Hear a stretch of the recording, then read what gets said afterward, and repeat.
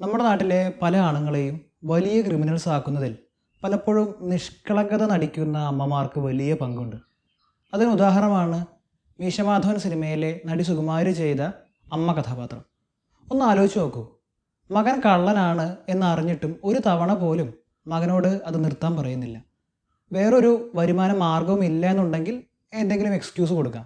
അങ്ങനെയല്ല, ഈ സിനിമയിൽ തന്നെ മൂത്ത ചേട്ടന് ജോലിയുണ്ട്, സ്ത്രീധനം കിട്ടിയതാണെങ്കിലും സ്ഥലവുമുണ്ട്.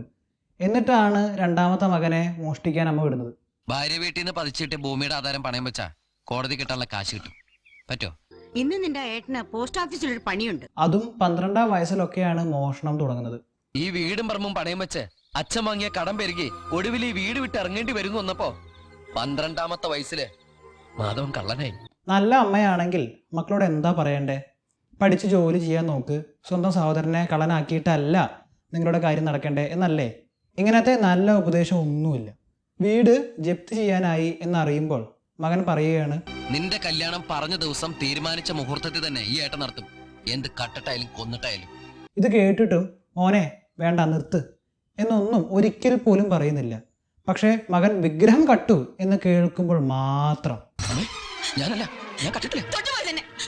മക്കള് തെറ്റിയുമ്പോ തിരുത്തി നേർവഴി കാണിക്കേണ്ടവളാണ് അമ്മ. എന്റെ ഗതികേട് കൊണ്ട് എനിക്കതിന് കഴിഞ്ഞില്ല. ഈ കുടുംബത്തിന് വേണ്ടി നീ ചെയ്യുന്ന തെറ്റുകളുടെ ശിക്ഷ എനിക്ക് തരണേ. എന്റെ മോനെ ശിക്ഷിക്കരുതേ ഭഗവാനെ ഞാൻ പ്രാർത്ഥിച്ചിട്ടുള്ളൂ. ജീവിതകാലം മുഴുവൻ ഇവളുടെ കല്യാണം നടന്നില്ലെങ്കിലും ഞാനും എന്റെ മോളും തെരുവിലേക്ക് ഇറങ്ങിയാലും ഈ പാപത്തിന്റെ പങ്ക് ഞങ്ങൾക്ക് വേണ്ട. എനിക്ക് നിന്നെ കാണണ്ട. വീടിന്റെ ജപ്തി ഒഴിവാക്കാൻ വേണ്ടി വലിയ തുകയൊക്കെ മകൻ ഒറ്റ രാത്രി കൊണ്ട് എവിടെ നിന്നും ഉണ്ടാക്കും എന്നായിരിക്കും ഈ അമ്മ കരുതുന്നത്.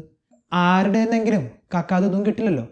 അപ്പോഴും പോലീസ് പിടിക്കും, അടിക്കും, കല്യാണം മുടങ്ങും. സ്വന്തം മകനെ പോലീസ് വലിച്ചിഴച്ചു കൊണ്ടുപോയി തല്ലി ചതച്ചിട്ടും ഒരു കുലുക്കവും ഇല്ലാത്ത ആളാണ്.